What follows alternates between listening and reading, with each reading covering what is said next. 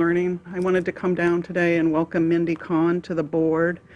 I'm very hopeful that the 5 of you will be able to work together to guide our district and to look through what looks to be a very important time.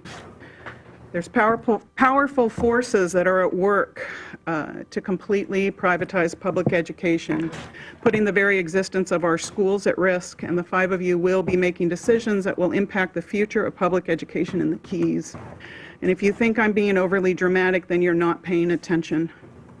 Some decisions may seem minor to you at the time, like approving expensive, developmentally inappropriate technology for preschoolers. Today you heard about the district's planned expansion towards one-to-one digital devices for our youngest learners, and also the application to establish a new charter middle school, which, as you heard, will be managed by Academica, the largest for-profit charter management company in Florida. Academica also employs our current state senator, Ana Tiares Flores, and I noticed that their application mentions the high-performing status but fails to mention their failing charter schools in Duval County. 2 years ago, I stood before you and I quoted then Representative Keith Perry's desire to completely destroy public education with the intent of building something better in the wreckage. He called that creative destruction, which I'm opposed to because my children need good schools now and not sometime in the future. Keith Perry is now a state senator who's seeking a leadership position on the Senate Education Committee. Last winter, I alerted you to the dangers of competency-based education, or CBE, where computer algorithms, rather than teachers, control a child's promotion along a mandated, established education path. Over the past 6 months, the state has handed third-grade promotion decisions over to more and more CBE programs like iStation and iReady, and teacher input has been practically removed from that important decision. In Monroe, the competency-based iStation is now listed as part of the core curriculum for math and reading in K-5. The continued expansion of competency-based education will simultaneously destroy the teaching profession and enrich corporate investors. It's a win-win for education reformers, and it's the goal. If we allow Monroe County's highly trained and dedicated teachers to be replaced by computer algorithms, we'll never get them back. And like I implored you before, my children need teachers.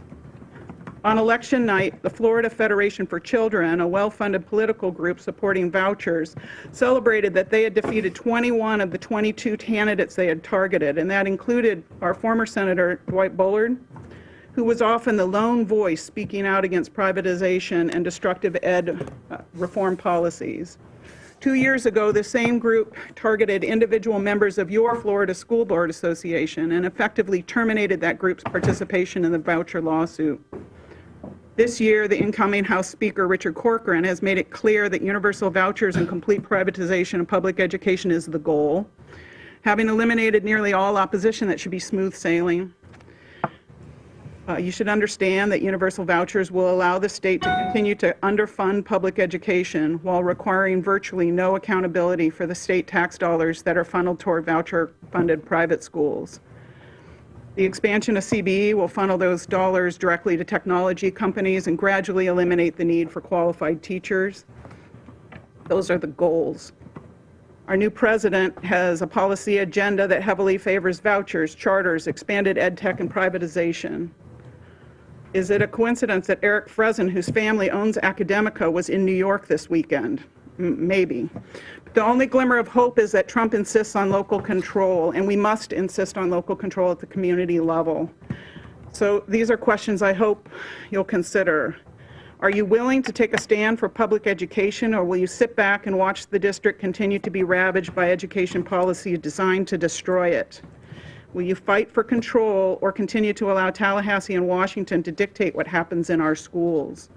Will you fall for the rhetoric that suggests that 3- and 4-year-olds somehow need to be prepared for global economic futures? Or will you fight for high-quality, developmentally appropriate education for all our Keys kids? And will you fight against universal vouchers, even at the risk of wealthy federations threatening your school board seats? Or will you back down like your colleagues and allow the privatization of our schools? Tallahassee and Washington have told us their goals. It's the total privatization of public education, and it's time for Monroe County to circle the wagons and protect our schools, and I hope you can work together to do that. And again, if you think I'm being overly dramatic, it's because you haven't been paying attention. you. Thank you. Okay. Having no others, we'll go to the reports. First report. No consent agenda?